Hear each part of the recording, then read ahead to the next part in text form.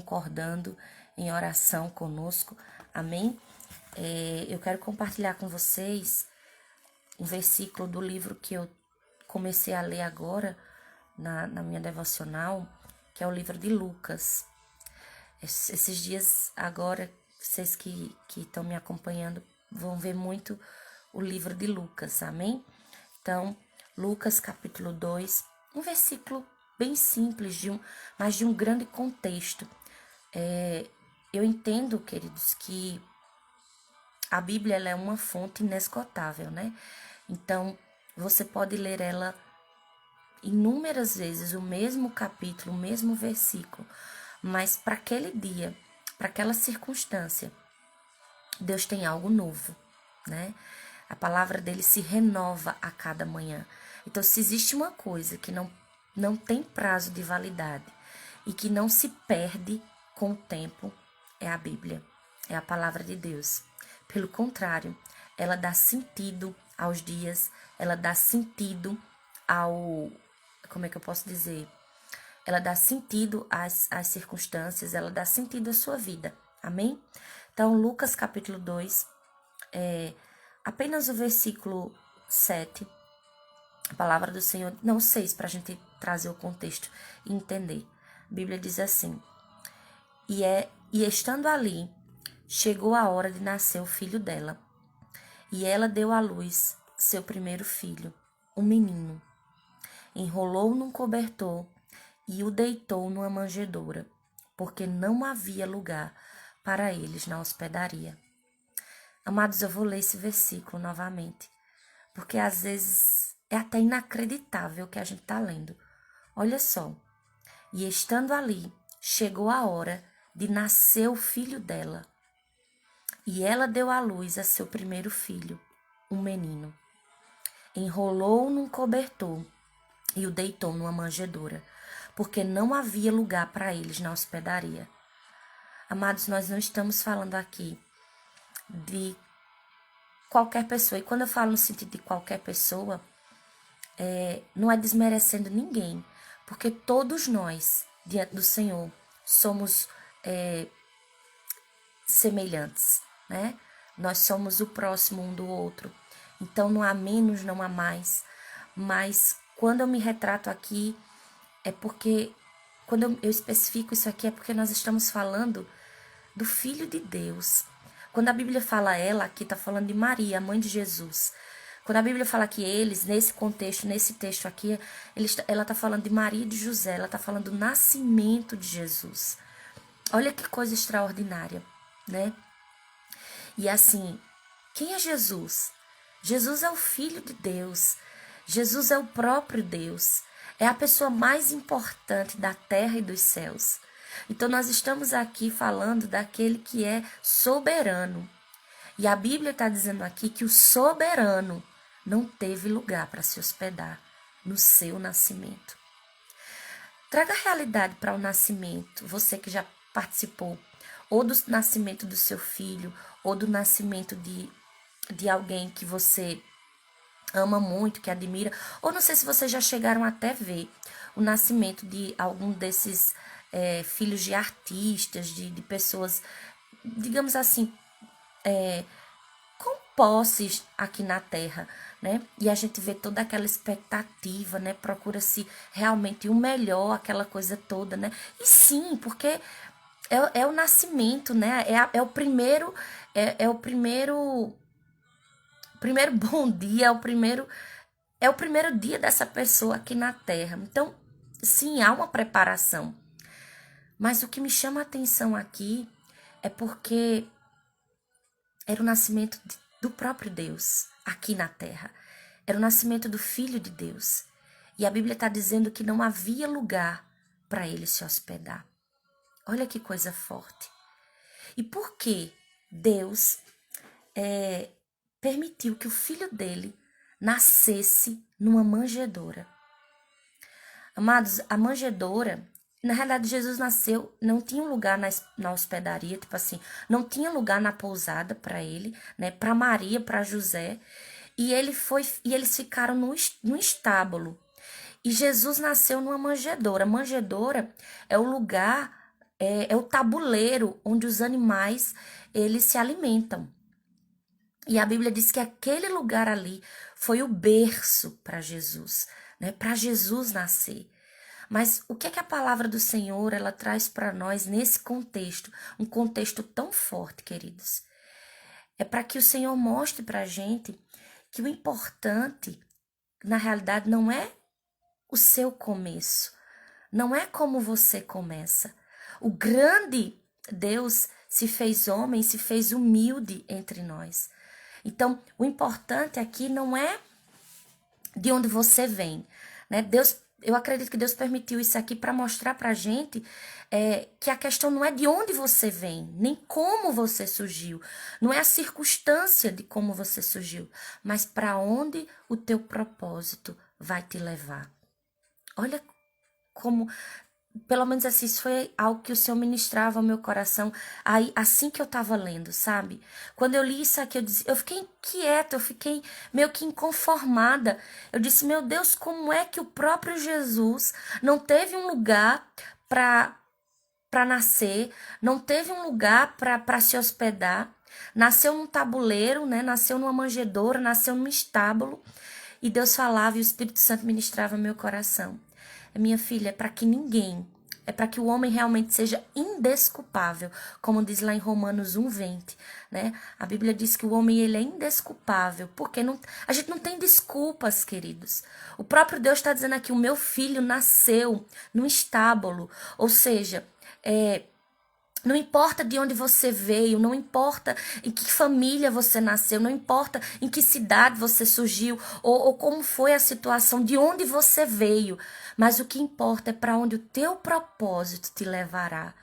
E foi isso que Deus mostrou através de Jesus. O quão o propósito dele estava levando ele, né? Para onde? Então, para a gente entender, olha, o menino, né? O menino que nasceu numa manjedoura. Olha o início de Jesus. Olha o começo de Jesus.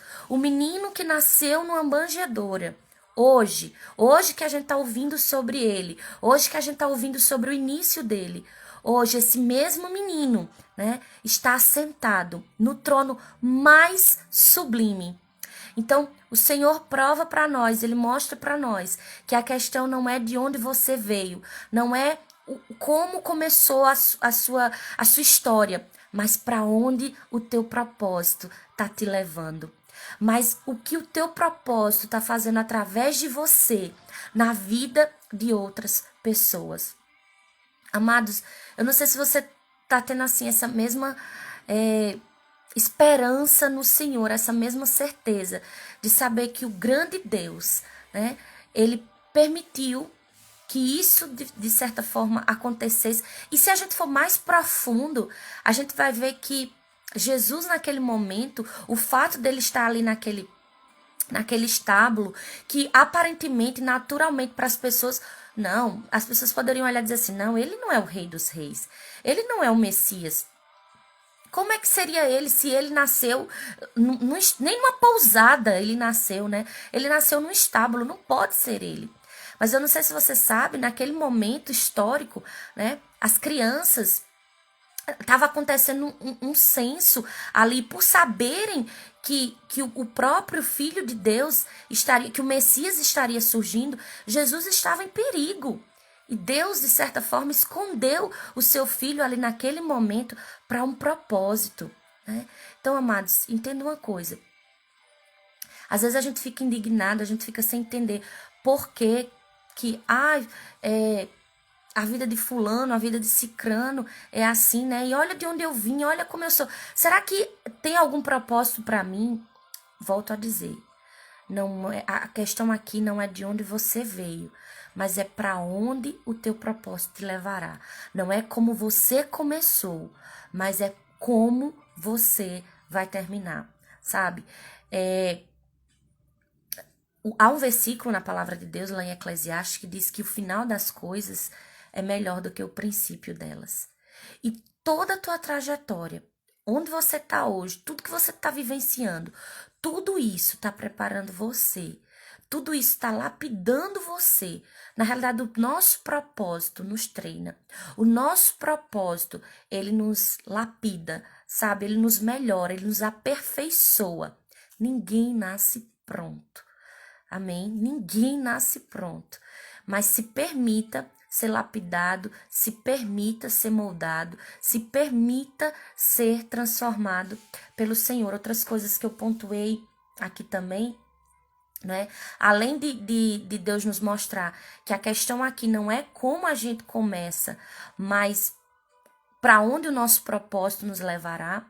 Outra coisa também aqui é que algumas pessoas poderiam dizer assim, né? Mas no natural, lembre-se, olhando para o natural. Algumas pessoas poderiam dizer assim, mas eu não vi o término de Jesus melhor do que o começo dele. Ele começou numa manjedoura e terminou numa cruz. Olha só, e que irônico, né? O filho do carpinteiro terminar no madeiro, né? Mas não, queridos. Isso é o que os olhos naturais estavam vendo. O filho do carpinteiro, né, nascendo no estábulo, nascendo numa manjedoura e terminando no madeiro, né, numa cruz. Mas esse não foi o fim, nós sabemos disso. Ou seja, o verdadeiro mesmo, no espiritual mesmo, a vida de Jesus, ela começou nos céus. No espiritual, tudo começou nos céus, ele começou nos céus e voltou para ele. Eu quero dizer para você que, mediante a palavra de Deus, nós também. A Bíblia fala que nós somos estrangeiros nessa terra. A nossa vida, o nosso propósito, ele não começou aqui. Ele começou na eternidade. Então é para a eternidade que nós vamos voltar. E outra coisa, algo que o Senhor falou também profundamente ao meu coração, quando eu li esse simples versículo, que às vezes a gente passa assim despercebido, mas está ali na palavra. Então, se está ali na palavra, é para nós, é para o nosso romper, é para o nosso crescimento. E outra coisa que a palavra que o Senhor trouxe foi que na vida haverão momentos em que não terá lugar para você. Escuta isso nessa manhã. Na vida haverão momentos em que não haverão lugar para você, em que você vai olhar e as portas vão estar fechadas. As portas de uma pousada estavam fechadas para o nascimento de um rei. Olha que coisa forte. Maria, José bateram na porta e não encontraram. Não encontraram lugar para que o filho deles pudesse nascer. Então, na nossa vida, aí a gente traz pra gente, né? E nós, se o Filho do Deus Todo-Poderoso, né, não encontrou lugar para o seu nascimento. Então, quantas vezes nas nossas vidas nós vamos tentar entrar em lugares, em oportunidades, em ambientes, e as portas vão estar fechadas. E a gente dá glória a Deus por isso. E vai viver o momento que precisa ser vivido daquela forma, mas sabendo que ali não vai determinar o nosso fim. Ali foi uma situação, ali foi um começo, por exemplo. Mas entenda uma coisa, na vida haverão momentos em que não terá lugares para você. Mas só que haverão outros momentos que só você poderá ocupar aquele lugar. Olha só, haverá momentos em que só você poderá ocupar aquele lugar, em que teu nome vai ser chamado específico, assim como foi com o Senhor. Hoje, só quem ocupa o grande trono, o sublime trono, aquele que está sentado à direita do Pai Todo-Poderoso, aquele que está no centro do universo, é Ele. O lugar é dele, só dele. Ou seja, ele foi negado, uma pousada foi negada para ele, mas o trono era dele. Existem lugares que estão sendo negados para você, mas existem lugares que são só para você.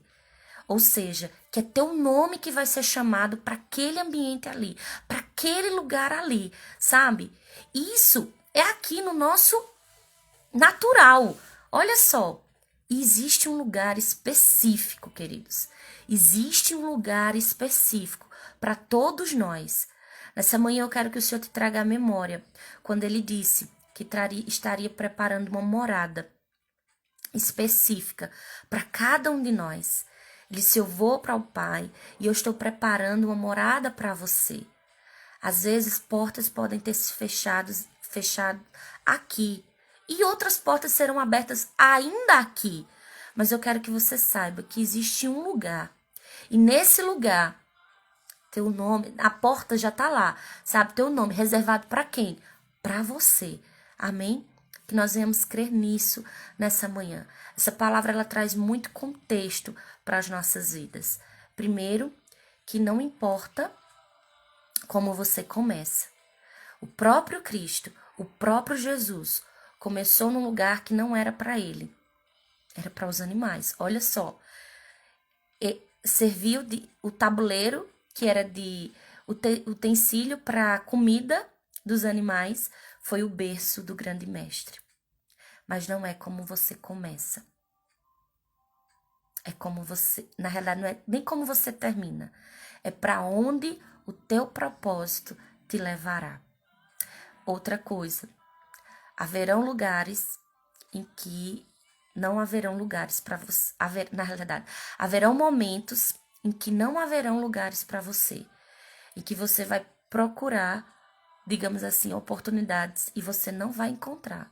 Mas eu quero que você saiba que, permanecendo no propósito, há um lugar específico para você. E eu digo até naturalmente, sabe o que é que o Senhor ministra ao meu coração aqui nessa manhã? Não de sentimento, mas pela palavra mesmo, sabe? Porque se fosse de sentimento, gente, tem tanta coisa acontecendo que a gente não veria nem esperança nas coisas. Mas pela palavra, possa ser que você que esteja me ouvindo agora, ou você que vai me ouvir mais na frente, você tenha perdido algumas oportunidades, principalmente neste ano. Você tenha colocado muitas expectativas sobre este ano.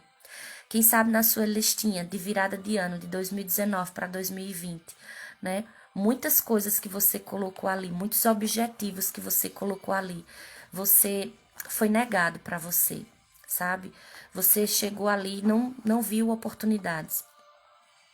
Mas eu quero que você saiba, assim como essa palavra vem para nós nessa manhã, aqueles lugares aos quais as portas foram fechadas para você, na realidade não eram para você. Mas existe um lugar específico para você. Assim como nós temos ouvido a palavra nessa manhã. O menino que não tinha lugar para numa pousada, mas que precisou ocupar uma manjedoura, hoje ocupa o mais alto e sublime trono. E às vezes você pode não estar entendendo porque algumas situações, né, foram fechadas, algumas portas foram fechadas para você. Mas na realidade era Deus guardando a tua vida, sabe? Porque quem sabe se você tivesse entrado pelaquela porta, será que você iria ocupar o lugar que é seu mesmo? Será que olhando o contexto todo da situação, aquele lugar ali aparentemente natural para as pessoas não era o lugar digno de Jesus nascer, não é? Mas volto a dizer, não é como a gente começa, é para onde o nosso propósito nos leva. Aquele lugar foi o esconderijo do Deus Altíssimo para o próprio Filho dele, sabe? Foi o ambiente que o Senhor permitiu. Então, amados, não termina assim. Olhe para o seu ano, olhe com gratidão verdadeiramente. Dê ações de graças, amém? A gente precisa aprender que a gente tem que dar ações de graças pelas oportunidades que nos são concedidas e pelas portas que são fechadas também. Amados, tem portas. Deixa eu dizer uma coisa para você nessa manhã, com muita convicção. Tem portas que, se elas não tivessem sido fechadas para você, poderia ser que você jamais saísse delas, sabe? Você entrasse por elas e jamais saísse dela. E jamais fosse viver realmente o propósito que Deus tem para você. Então, quando a gente tá no propósito, quando a gente caminha com o Senhor, nada que nos acontece é por acaso. Tudo nos prepara, tudo nos lapida para algo que está reservado para nós. Amém? Então, guarde isso, guarde essa certeza nessa manhã. Confie naquele que já conhece o seu amanhã. Confie naquele que tem o domínio sobre todas as coisas. Confie naquele que é por você, que é para você. Amém? Que já determinou tudo. Então, traz essa certeza ao teu coração. Deixa de murmurar, deixa de reclamar pelas oportunidades perdidas e começa a olhar para aquele que é o autor e o consumador da tua fé. Começa a olhar para aquilo que ainda está te esperando, para aquilo que ainda está guardado para você. Mas continue no propósito.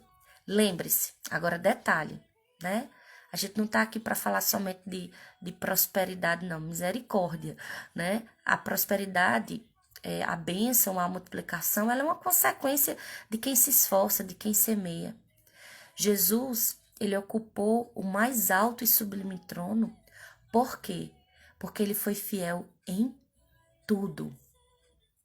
Ele foi fiel em tudo.